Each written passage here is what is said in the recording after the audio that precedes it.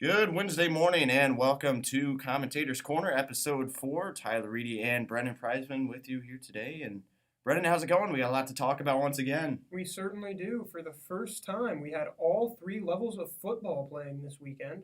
And today, hopefully, we're going to talk about all three levels of football, starting, of course, with the highest level, the NFL. A lot of games. We both stayed up far too late a couple nights ago watching the Monday night game, but there were plenty of other games to talk about as well. So let's get right into it. Yeah, it was certainly a big week. We'll go high school, NFL, college for this week's episode. So starting with Creighton Prep, coming off a close game against top-ranked Bellevue West last Friday night, a 28-22 loss on the road at Feynman Field. And the Junior Jays will face Lincoln Southeast back at home tomorrow night.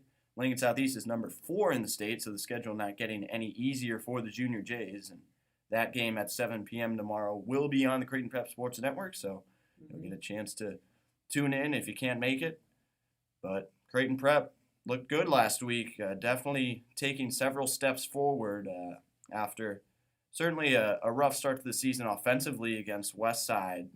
Jack Pernicky has really progressed. He looked more comfortable than I really think he has all season against Bellevue West, especially in that second half when Prep was trying to make that comeback. But just aside from a couple big plays that got Bellevue West off to that 21-6 lead in the first quarter, it was just about 50-50. Junior Jays might have even outplayed Bell West for the final 3 quarters. I mean, yeah, you got that right. In that first quarter, Bell West had 4 plays that went for 30 yards or more. So that shows you just how amped up they were and how great that team is, just breaking the big play. But you talked about Jack Piernicky a little bit. What I want to mention is since the West Side game, he's 27 of 51 for 338 yards and 3 touchdowns. He has not thrown a pick, so he's progressed nicely. The rest of the offense has progressed nicely. Marty Brown's doing pretty well. He's got over 50 yards in every game. So the offense doesn't seem to be the problem anymore. Like, it seems to be a consistent 20, 28 points a game or so scoring output, which is good enough to win a lot of games in Class A. The key now is going to be the defense and limiting big plays because Lincoln Southeast is a pretty darn hard offensive team to stop, led, of course, by Max Butenbach. 81 carries, 491 yards, 4 touchdowns. He hasn't dipped below 140 yards in a game yet. He can play, so he's got to be the key for Prep. If they can stop him, they got a real good chance at stopping that Lincoln Southeast offense. Yeah, it's going to be very interesting tomorrow night because you've got 2 teams, really for the first time this year with a Prep game that we can say are just about mirror images of each other. They're both focusing run heavy on offense, asking their quarterback to make some throws here and there or maybe lead a drive if the score is close late in the game like Jack Pernicky did last week. But it's all about the run game and it's all about the defense, and both these 2 teams have been very strong in those categories to start the year. You mentioned what Max Butenbach has done. Shamar Brown has countered with 60 carries, 238 yards, 3 rushing touchdowns for Prep on the ground. So could be a very evenly matched game. It's going to be a dogfight tomorrow night, much like it was last year. It was a close game last year as well. 24-21 was the final down in Lincoln. Yeah, the key for this game might be Jonah Moore. He was expected to be one of Prep's star defensive players coming into this year, but hurt his arm, has missed all 3 games so far this year. But according to the signs we saw earlier in the hallway that were hyping the fans up for the game, he's going to be back, and he could be the key for this because not only is he a good cornerback, he's really tall and really athletic, so he's a good run stopper as well, and that's just another thing that Prep can add to that already great defense. Their front seven's already good at stopping the run, and now you add in another guy in the defensive backfield who's good at stopping the run as well. So that could be very interesting to see how Moore's presence affects this game, and also maybe even how much he's going to play because obviously the coaching staff doesn't want to re-injure him coming back in his first game. Yeah, Jonah Moore is definitely going to be key, adding some size and some length to that Prep secondary as well. They got burned a little bit by guys like Micah Riley and Caden Helms just with some shorter corners last week, but Jonah Moore coming back. He's a pretty tall guy, over 6 foot tall, and Lincoln Southeast has a solid, inside receiver / tight end type guy in Jake Applegate, who's getting some D1 looks. So he's a senior, and he's definitely going to be a tough matchup for the Junior Jays. But Jonah Moore certainly helps them out a lot in that secondary. So that game tomorrow night, 7 p.m. Burke Stadium. You can watch it on the Creighton Prep Sports Network or be there in person. Birdcage theme is Hawaiian, and the first 300 students will get a free Chick-fil-A sandwich. So going to be a fun night, no doubt about it. Could be the very best game of the year. Wear a lay and get Chick-fil-A. There you go. That's the way it works. I like it. So, with that being said, we'll move on to the National Football League. Week 1 is in the books, and Brendan, you and I both went 9-7 on our game predictions last week. So we were slightly too high on the Packers. Yeah, just a little bit. Just a bit. I thought about pulling the upset with the Saints. I can't believe you picked the Falcons. That's the pick I'm most shocked by. I know. Like, it's Atlanta, dude. They've been on a spiral ever since that Super Bowl where they were up 28-3, and you, like, yeah, they can beat the Eagles. No, they can't. Yeah, well, I mean, I wasn't sure if Jalen Hurts was going to replicate the success he had at the end of last year or not. He clearly did. So, yeah. Eagles, could be a pretty good threat in that NFC East. We'll see how they stack up against the Cowboys. Yeah, Ryan Fitzpatrick injured his hip. So let's run through the games. Week 1 started Thursday night with the Buccaneers beating the Cowboys 31-29 in an epic battle between Tom Brady, defending Super Bowl champ, and then Dak Prescott returning from that big leg injury last year. Both those guys went head-to-head and produced an instant classic to start the year. And then, as you said, Eagles 32-6 over the Falcons. Goodness gracious. Yeah, that was not very good. And then Bills, we thought they were going to beat the Steelers. At least I did. I think you might have as well. But had a big halftime lead, gave it all away. This Steelers team, I think a lot of people are forgetting, it's a pretty veteran team. It's a solid team. Ben Roethlisberger is still a quarterback who can drive you down the field if he needs to, despite his slightly advanced age. Steelers win that one. 23-16. Bengals, Vikings. Joe Burrow is also back from injury, which is good news for all the Bengals fans. And bad news for all the Vikings fans is they fall in overtime. A couple of really nice field goal kicks in that game. Yeah. But Joe Burrow proves that he's back and that he's going to be a solid quarterback in the league, too. He might be a guy to watch out for as we get later and later in the season. Reestablishes that LSU connection with Jamar Chase. He went for 101 yards and a touchdown. Yeah, that Bengals offense could be solid. As long as Burrow stays upright, they're going to be a difficult team to stop. Yeah. So moving on from that one, Bengals pulling the upset over Minnesota. Keep it in the NFC North with the Lions nearly making a huge comeback at home against the 49ers. San Francisco had a 38-10 lead in that game, and the final score ended up being 41-33 with the Lions having a chance to tie it on the final drive, but couldn't get into the end zone. San Francisco survives there. Keep it in the NFC West, the Arizona Cardinals, maybe the most impressive team of Week 1, go on the road to Tennessee with that stacked offense they got in Nashville with Tannehill, Henry, Julio Jones, A.J. Brown. Cardinals won 38-13 with 5 total touchdowns from Kyler Murray. How about that one? Yeah, I mean, we were both expecting a really tight game, a close shootout. You had the Cardinals, I had the Titans, but we were both thinking the same thing. This could be the game of the week. But instead, the Cardinals' front 7 really steps up. Chandler Jones, 5 sacks on Ryan Tannehill. That Titans offense could never really get going. And that's a big win for the Cardinals. And you have to wonder, much like it was with Lamar Jackson a couple of years ago when people were like, oh, have they finally figured out Lamar Jackson? It might be people saying the same thing about Derrick Henry now, at least until he starts to get going. Because like you said last week, he normally does get going later in the year. Continuing with the NFC West, they were pretty good this last week, 4-0. Seahawks defeating the Colts fairly easily, 28-16. Russell Wilson looks like he's back in that MVP form that he's always in for the first 6 or so weeks of the season, where people say, oh boy, Russell Wilson's so underrated. Why is he not winning MVP yet? And then he kind of falls off. But that's not going to happen for a couple of more weeks. 28-16 win for Seattle there. The Chargers beat Washington in a pretty fun defensive battle.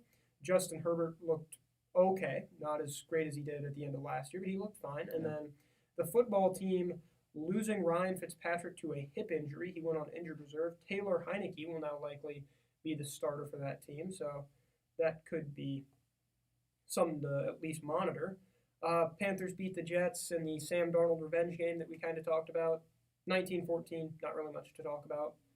And then another one of the real shockers of the week, Texans over Jaguars, 37-21. Now, I don't think anybody was expecting that one.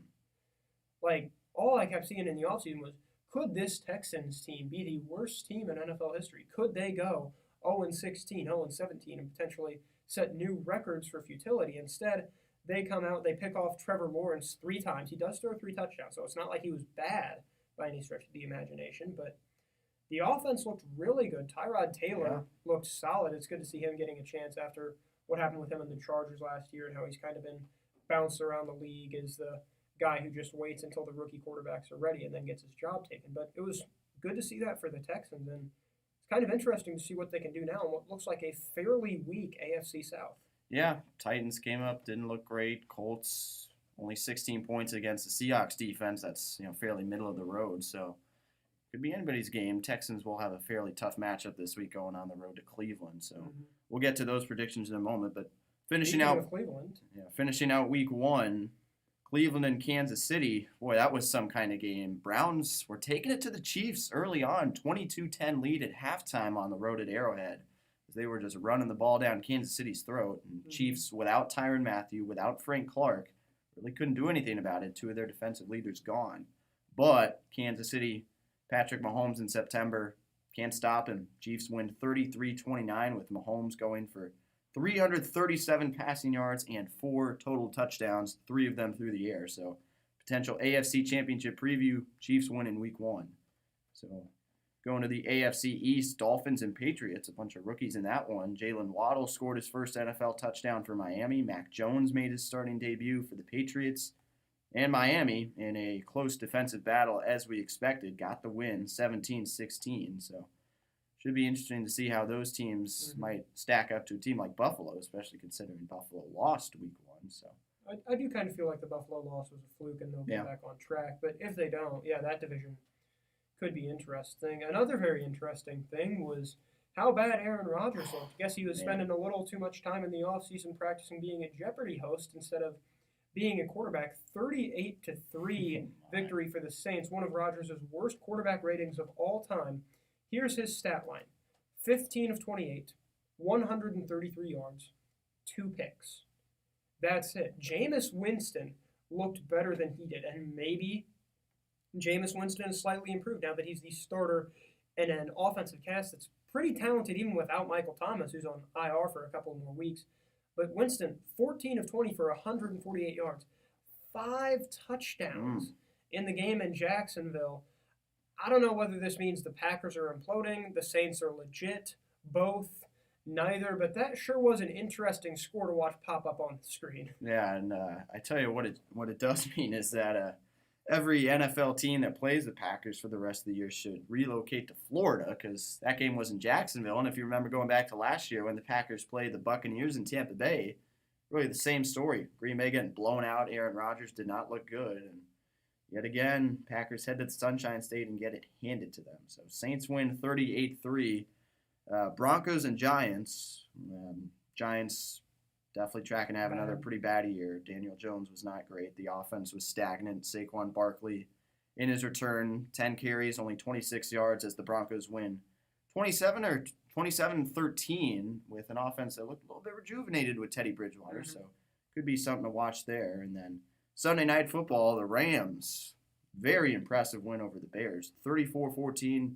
Matthew Stafford, I tell you what, threw a couple of deep bomb touchdowns, and he looked really good. Yeah, it looked like the most fun he's ever had playing football. Oh, it certainly did. I mean, I know people talk about, he got stuck in Detroit, he never had any talent, and that's not fair. He was playing with Calvin Johnson for a long, long time, but when you think about those Detroit teams, really, it was just him and Calvin Johnson. Yeah. And if you're a defense and you're just like, okay, well, let's double team Calvin Johnson, then who does he have to throw to? But the Rams looked good. They looked happy. Sean McVay in the press conference was just like, oh boy, it's so great to have a quarterback who doesn't limit our offensive options, which is like something to say about Jared Goff for certain. And speaking of coaches who don't like their quarterbacks, what is up with the Bears? Why is Andy Dalton still the starter? People didn't understand that in the offseason. It looks even less understandable at this point. Sure, Dalton led a couple of decent drives, but he also threw a pretty back-breaking red zone interception. And Justin Fields looked pretty good, pretty poised in the red zone. So the Bears can't keep doing this for much longer if they actually want to get back to the playoffs. Yeah, and I can't understand why. I mean, I get it if you want to start Andy Dalton and have Fields sit and learn a little bit, to start the season. But when you come in and bring him in for 2 snaps and use him as a gadget play in the red zone, I just don't get that. Yeah, and the worst part is it's not like it was with the Chiefs a couple of years ago when they drafted Patrick Mahomes with the what was it, 12th, 10th overall pick, and they had him sit behind Alex Smith for a year. Alex Smith is better than Andy Dalton, and it's not that close. If you're going to have your young quarterback learn from somebody, have it be a good quarterback, one who can consistently get a team to 10 wins and a playoff berth, or barring that, why not pick up Cam Newton, say, in the offseason, because he's still looking for a job, because Cam Newton and Justin Fields, I feel like, have very similar skill sets. Big arms, pretty mobile.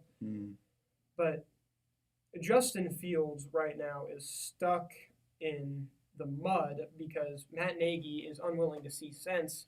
And if Nagy refuses to make a change pretty soon, then the Chicago Bears might make a change at head coach. It could be a long year in the Windy City there. We'll get to our What is Happening segment. You say it better than I. All right. What is happening? All right, and the answer is we both stayed up till a little past midnight on Monday night because one of the most incredible Monday Night Football games in recent memory was going on, and we had the Manning cast for the first time. That was pretty fun too. Yeah, Raiders hosting the Baltimore Ravens. First game with fans at the new stadium in Las Vegas. And the Roomba. Yep, they went to overtime. 33-27, the Raiders won it in a crazy game. So game was tied 27-27 going to OT. Vegas won the toss. They went down the field and had it first and goal at the 1. They ended up throwing a goal line interception while Russell Wilson was on the Manning cast with Peyton and Eli. And we all remember what happened to Russell Wilson in that one Super Bowl 7 years ago. The goal line pick to end the game. Yep. My favorite part of that was just Peyton Manning's reaction, because with sports, it's always the retired guys tend to look at the current guys who they think are more talented than they are, or at the very least have better environments around them than they did, and think boy, they're really just wasting a lot. You could see that a couple times on Peyton's face, especially when Carr would make a boneheaded decision or throw a pick, and you could see it there. He just kind of sat back in his seat and put his hand on his head are you kidding me, man? Yeah, so you had the goal line interception. Baltimore got the ball. Next score wins, but Lamar Jackson was strip sacked on a 3rd down, so Vegas got it back in prime field position almost immediately in field goal range. And, I mean, on a play that looked like some kind of throw I would make in Madden, Derek Carr just backpedals about 5 yards, heaves one up off his back foot, and there's a man wide open running Zay Jones for a touchdown to win the game. Yeah. So Raiders win it 33-27 in a wild one. I had 33-27 Baltimore as my prediction, so I was very close, but Raiders beat the Ravens. That was a good game. Also, shout out to Carl Nassib in what I believe was his first game as a Raider. But he had a couple of sacks, or a couple of tackles, sorry, and then he had the strip sack against Lamar Jackson that he took in for a touchdown. So it was really good on him. Yeah, he played with the Browns for 2 seasons, the Buccaneers until last year, and then he's on the Raiders or Buccaneers until 2 years ago, and he's been on the Raiders for the past 2 years. But he had a very impressive game, and the Raiders could potentially make some noise in the AFC West. Yeah, it's about time the AFC West makes some noise outside of Kansas City. So see how it goes. Raiders did beat the Chiefs once last year on the road, so anything could happen. Chargers look pretty good. Raiders look pretty good. Broncos look pretty good. So let's get to our Week 2 predictions, starting with tomorrow night's game, the New York Giants at the Washington football team. I have Washington 23-17. Yeah, I don't think it's going to be as close as that. Daniel Jones at this point, I'm going to use basically a phrase that I've heard quite a bit about various stars who couldn't get it done, and I'm just going to put Daniel Jones' name in there. You can win with Daniel Jones as your quarterback. However, the New York Giants will not win because Daniel Jones is their quarterback. He turns the ball over far too much. This is his 4th year. If he could have figured it out by now, It's like Ben Simmons and shooting three-pointers. If he could have figured it out by now, he would have. I have the football team 23-10. All right. Moving on. Cincinnati Bengals at the Chicago Bears. Bengals obviously coming off that big win against Minnesota. Bears coming off the stomping in LA. I have Cincinnati 27, Chicago 19. Yeah, here's the way I put it.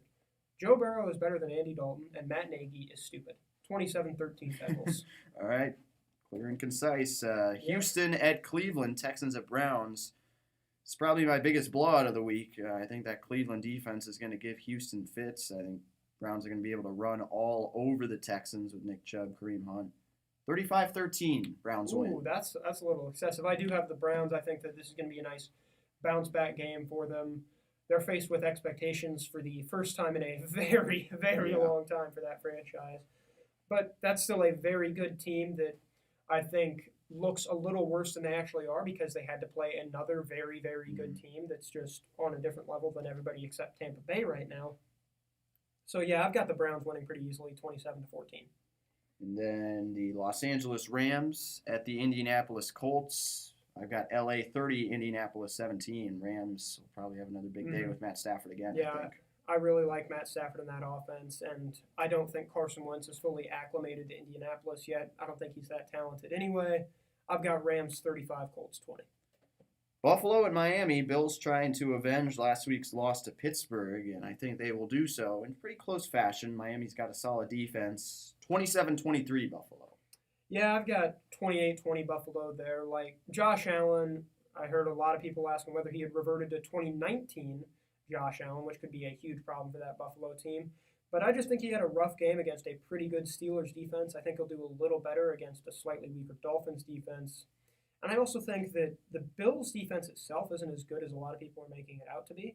And I think that Tua Tagovailoa has a pretty decent game, but I don't think it's enough to beat the Bills because they should still be considered the favorites in the AFC East until something drastic happens. Another intra-division AFC East matchup, New England Patriots at the New York Jets, battle of rookie quarterbacks, Mac Jones and Zach Wilson going head-to-head, and I've got the Alabama product getting the last laugh with a 23-20 win over the Jets. Yeah, I don't think that's going to be too much of an issue for New England. It's the Jets. They've been the Jets for a long time. They will continue to be the Jets. I'm not sure where that is on my prediction sheet. I'm not sure I actually saw that game, so I didn't preview it, but I can preview it right now. The Patriots are better than the Jets. There you go. All right. Patriots win. So I think so far we've got all the same predictions in terms of teams winning, so we'll see if that changes. Might change here. San Francisco 49ers at the Philadelphia Eagles. Obviously the Eagles coming off a big week in Atlanta. I do have the 49ers hanging on for a 31-27 win. Ooh, that's a little high scoring for my taste. I think that Jalen Hurts outplays Jimmy Garoppolo in kind of a low-scoring defensive battle. I think that Devontae Smith breaks free a couple too many times, like we saw against that San Francisco secondary in the Super Bowl against Kansas City. They're vulnerable to small, speedy receivers who can get open pretty easily. I've got the Eagles 24-13. All right, 13 for San Francisco. Wow. High on that Eagles defense. I don't really trust their offense this year. I really don't. I don't trust Jimmy Garoppolo. I don't think he's as good as people make him out to be. All right, see what happens. 49ers came off a big week. It was against Detroit, but see how it goes in Philly. Should be a good game. This one could be a good one as well. Las Vegas Raiders visiting the Pittsburgh Steelers. Two teams coming off big Week 1 victories over tough opponents. I've got Pittsburgh 28-20.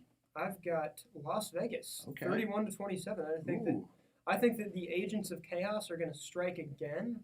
I feel like they are a slightly more put together team than the Bills, at least at this point in the season. We saw that the Bills kind of collapsed in the second half against the Steelers. But this Raiders team, their nucleus has been together for some time now. They've had Derek Carr and John Gruden together for a couple of years now, and they both like each other. They've got that pretty solid defense still. I think that a couple of late turnovers are going to decide it, and I think the Raiders are going to have less than the Steelers, and I think that's going to give them the game. Saints at Panthers. I think this could be a little bit of a closer game than people think. Might be kind of sloppy. Saints, I don't know if they'll be able to replicate what they did against Green Bay. Carolina, all things considered, didn't look terrible. Sam Darnold had a solid game last week. Only issue with some of the red zone offense, but got Saints 24, Panthers 23 in this one. Ooh, yeah, I've got a much lower scoring game than that. I think that both offenses are going to kind of crash back down to earth, especially Jameis Winston. I don't think he's throwing for 5 touchdowns again. But I do have New Orleans winning just basically on sheer talent, 17-7. Oh, wow. 7 for Carolina. Christian McCaffrey offense going to score 7? It's a Sam Darnold offense, too. All right. You have to realize that. All right, we'll see how that one ends up. I I sure really hope as a McCaffrey fantasy owner that the score is not 7. But anyway, Denver Broncos at the Jacksonville Jaguars. I think the Broncos offense will have another solid day. I think they'll be able to run the ball at will with Javonte Williams and Melvin Gordon. 31-23 over the Jags. Yeah, I've got a pretty similar score for the Broncos. I think that their defense is going to be pretty good and force Lawrence into another multi-interception game. I think Broncos 34-21, and I also think Urban Meyer starts looking up cardiologists and houses for sale in the Los Angeles area pretty soon. No kidding. Arizona Cardinals hosting the Minnesota Vikings. Arizona coming off that big win at Tennessee. Mm-hmm. Got Arizona 31-24. I don't think Kyler Murray's going to have any kind of a letdown. Yeah, but I don't think it's going to be that close. I've got the Cardinals winning 27-10. Ooh. If they could hold the Titans to 13, imagine what they can do to Kirk Cousins. Okay. It's not going to be too close for too long. And Cardinals team to watch out for, maybe a sleeper team at this point in the NFC. Yeah, and another thing I should mention about Arizona, I mentioned Kyler Murray's big game. Chandler Jones had 5 sacks against Tennessee. He just absolutely. Duh. Yeah. Like, this is not a difficult game to predict in any way, shape, or form. It's the Buccaneers. It's Tom Brady against the Falcons. Yeah, that's it. Plain enough. This is going to be a good one here. Dallas Cowboys at the Los Angeles Chargers. You got 2 good quarterbacks in Dak Prescott and Justin Herbert. I think the offenses should be able to let loose a little bit more, especially LA. They kind of struggled last week at times. Yeah. But I do have the Cowboys 30-27 over the Chargers. I've got Cowboys 34-24. I think that both quarterbacks are going to play pretty well, but I think that Dak Prescott's pretty well, at least at this point in his career, is higher than Justin Herbert's playing pretty well. So I've got the Cowboys. Tennessee at Seattle should be another good game there. We've got some good games in the late window this week. We do. Russell Wilson, who had I think 4 touchdowns last week, going to try to improve on his hot start to the season. And I think he will. Seattle 31, Tennessee 24. Russell throwing 3+ TDs. I've got 28-21 for the Seahawks. 3+ TDs seems fair, but Russell Wilson is still very difficult to stop, especially at home in the early goings of the season. And then Kansas City at Baltimore. Boy, have we seen this matchup a lot. They've met each other at least once in the regular season in each of the last 3 seasons. And Kansas City's won each of the last 3, and I don't think it's going to change here. I've got Chiefs 34, Ravens 20. Patrick Mahomes 11-0 in the month of September. Don't think it'll change. I do like that high scoring thing. I've got even higher scoring than that. I've got 41-30. Oh, my. I like the offense, my. and I think we're going to get a lot of it in that game. The Chiefs' defense looks solid, but as you said, they're vulnerable to the run game, and very few teams, when they want to, can run the ball better than Baltimore. So I think they're able to move downfield pretty easily. Of course, the Chiefs will be able to as well because they've got Patrick Mahomes. And then the Detroit Lions at the Green Bay Packers on Monday Night Football. I think the Packers jump out to a pretty nice start, get an early lead after last week's complete letdown, disaster, catastrophe in Jacksonville. But I think Green Bay wins it 27-21. Lions make another little bit of a late surge, but I think you're insane. Why? You think it's going to be I don't think wider? It's going to be close. No. I think Detroit plays a little bit better in garbage time. No. Even playing better in garbage time. Here's my prediction. Aaron Rodgers is angry. Okay. 35-10. Okay. It's Detroit. It's Jared Goff against Aaron Rodgers. If you can't look me in the eye and tell me that Jared Goff is going to be within 7 points of Aaron Rodgers by the end of the game. You just can't. So I've got the Packers winning that one pretty easily. All right. So, for the most part, we were the same. I think we differed on the Niners game, Raiders game, and that was it. So, yeah, I think that might have been it.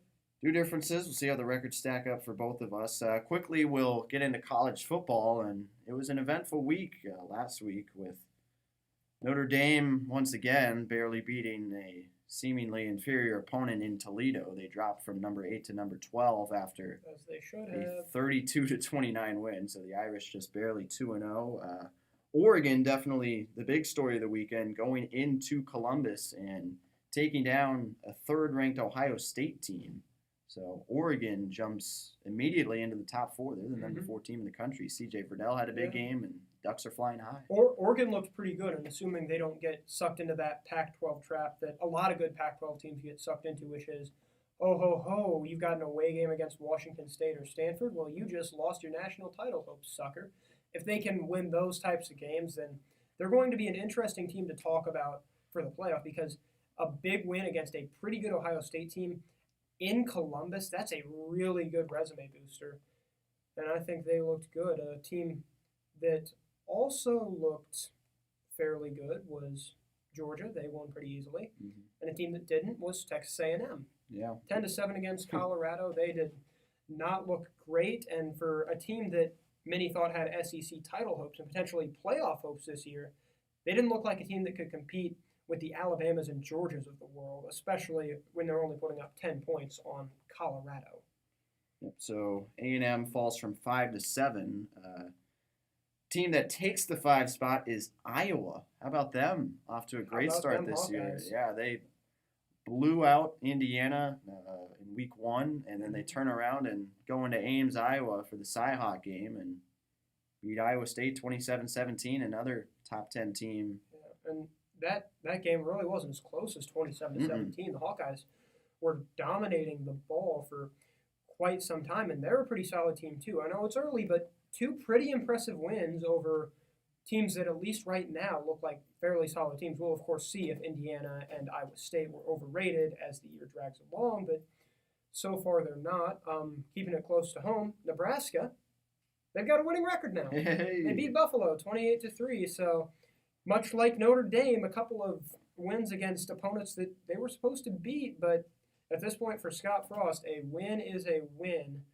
And that's all there is to say about that. A win is also a win for Arkansas. They beat a team from Texas 40-21. Surprised you willingly brought that up. Well, I wanted to get it over with. Miami almost lost to Appalachian State 25-23. Here's the AP recap. Here's how that starts off. A cat survived a scare. So did the Miami Hurricanes. That was the game where a cat almost fell from one of the stadium rafters, but luckily some fans were able to catch it with an American flag. Only in college football. Oh, yeah. I think we also had a birth at one of the other games. I'm not sure what that was. I know it was an SEC game, but that was fun. You know what else was fun? Jacksonville State over Florida State. The Seminoles gave up a really, really bad Hail Mary on the last play of the game. And ever since Jameis Winston left, this program has just gone kind of in the tank, I feel like. Yeah. And did you see the Florida State player that proposed after the game, too? I don't see any problem with it. Like, you got to take something good out of it. That's dedication, right? Mm-hmm. I mean, you set a date to do it, and you do it. So another team that had a fireable loss is USC, ranked number 14 in the country. That was clearly too high, as evidenced by the fact that their former coach, Clay Helton, is now their former coach. He was fired last week after the 42-28 loss to Stanford, and to be honest, it really wasn't as close as 42-28. Stanford took a 42-13 lead before letting SC score a couple of garbage time touchdowns. That wasn't enough to stop the Trojans from firing Helton, though. So first coaching job is open, a lot more likely to fall this year. And then in a little bit of a rivalry game, BYU beats Utah for the first time in a long time, winning 26-17. They took a pretty big lead and then were able to hold on. So Utah will likely drop out of the top 25 after that because they were number 21, and BYU could hop in. Yeah, so what does this set up for week 3? Well, it sets up 3 top 25 matchups. The big one is number 1 Alabama heading down to the Swamp to take on number 11 Florida. Mm-hmm. So we'll see if Bama can pass that tough test. I mean, here's the thing. I did see this quote on Twitter from a Florida running back, and it was just like, Alabama's 14-point favorites against you. And he goes, only 14? Don't they normally beat people by 20? Yeah. So, I mean, I'm not sure if you could call that confidence or, I don't know, reality, but I don't see Florida having much of a chance in that game. They're certainly contenders for, at the very least, an SEC division title, but the Alabama machine continues to roll on. A game that I think could be pretty interesting, Cincinnati, Indiana. Cincinnati still looking to prove that they're legit. They've had a couple of decent wins so far. Desmond Ridder, 538 yards, 6 touchdowns so far this year. and they're favored. They're traveling to Indiana to take on the Hoosiers. Indiana, obviously, that bad loss to Iowa week 1, they bounced back last week. But if Cincinnati can win this in a tough away game, that's a pretty good sign heading into their matchup with Notre Dame in a couple of weeks. That could be interesting. Another potential upset is Purdue-Notre Dame on NBC at 1:30. At this point, every Notre Dame game is a potential upset. Purdue's quarterback, Jack Plummer, has not thrown an interception yet. Jack Cohn has thrown 2, so you got that already. And then you've got the fact that Notre Dame seems unable to win games by more than 7 points. So I think that could be interesting. A real upset is Virginia Tech at West Virginia. Now, the Hokies did beat North Carolina. Their defense played incredibly well in that game week 1. But a lot of people are now thinking, should the Hokies really be as high as 15? Maybe North Carolina wasn't that good. This could be the game that gets the Hokies to maybe fall back to earth a little bit. And then the other 2 top 25 games, the 6:30 ABC game is number 22 Auburn at number 10 Penn State. So that'll be good. You're wondering about the Big Ten. Iowa, Ohio State with the loss. Maybe Penn State's got a chance to really put themselves in the mix if they can pull a convincing win over Auburn. It's the whiteout game too. What I think is going to be interesting is what this will say about Auburn, because I don't really expect them to win. I don't think a lot of people do. But if they can keep this close, like within 3-7 points, say, I think that bodes very well for the rest of their season, because a lot of people are saying that Alabama and Georgia, sure, but the battle for third in the SEC could be very tough this year. Auburn's probably looking to insert their name into that discussion if they can, at the very least, keep this close. And then the final one, that's going to be a late-night game. Arizona State visits BYU. So BYU, coming off that pretty impressive win over Utah, now gets another top 25 team to deal with. And the Jaden Daniels, great dual-threat quarterback for Arizona State, leads them in passing and rushing right now. That should be a fun Pac-12 after dark style game. And then there are some other pretty solid games coming up too. Tulane plays Ole Miss. Tulane, we saw, gave Oklahoma that scare in week 1. Ole Miss is favored, but that still could be pretty interesting. Arkansas jumped into the top 20. They play Georgia Southern. That shouldn't be a problem. And then the big game of the week, of course, is happening with a Big 12 team. I'm talking, of course, about Texas versus Rice. And by talking about Texas versus Rice, I, of course, am a liar. I am actually talking about Nebraska. Yeah, that's Oklahoma. That's the big game in these parts. Mm-hmm. Yeah. The rekindling of the traditional rivalry. They played a lot of great games in the 70s and 80s, but rivalry kind of fell off after Oklahoma started getting good and Tom Osborne left Nebraska. And it really fell off since Nebraska left the Big 12. This is the first time they're going to play since then, I believe. But what do we think about this game? ESPN's matchup predictor gives Nebraska an 8.4% chance to win, and that seems fair. Yeah, Oklahoma's 19.5-point favorites.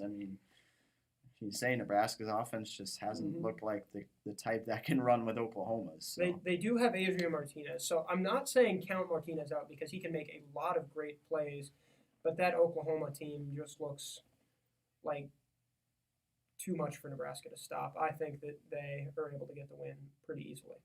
So, with that, we'll wrap things up here on this Wednesday morning. Obviously, you got Creighton Prep Lincoln Southeast playing the football tomorrow night at 7 p.m. at Burke Stadium. Show up there at 7 or tune into the Creighton Prep Sports Network. We'll have the call for that one.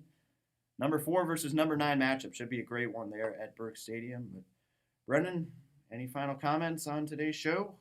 Well, I kind of think you're crazy. I'm not sure what for, but I'll figure it out. Okay. Oh, yeah, it's the 49ers thing. All right. It's also your belief that Notre Dame is a playoff team this year, but we don't have to get into that. I didn't say I believe it. I said that there's still a very good chance because you think this because is of be what a repeat of the 2018 Look up our 2018 season. We did the same thing. And then what happened in the playoffs? Well, we still made the playoff. Yeah. We were still a playoff team. But with the rate things are going, I think I saw 13 AP ranked teams have now lost through the first 2 weeks. That's by far the most ever.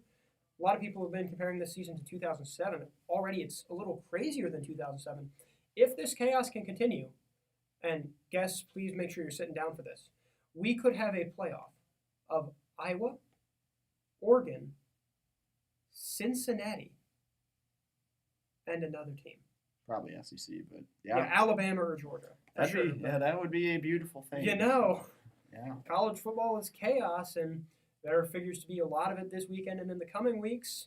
There also figures to be a lot of chaos tomorrow in what should be a pretty tight game between Prep and Lincoln Southeast. Hope to see you there. Yeah, absolutely. So we'll be back with another show or two next week. We'll see how we want to split things up, but for sure we'll see you next Wednesday at the latest. So Brendan Prizeman, I'm Tyler Eady saying enjoy the rest of your Wednesday and have a great weekend, everybody.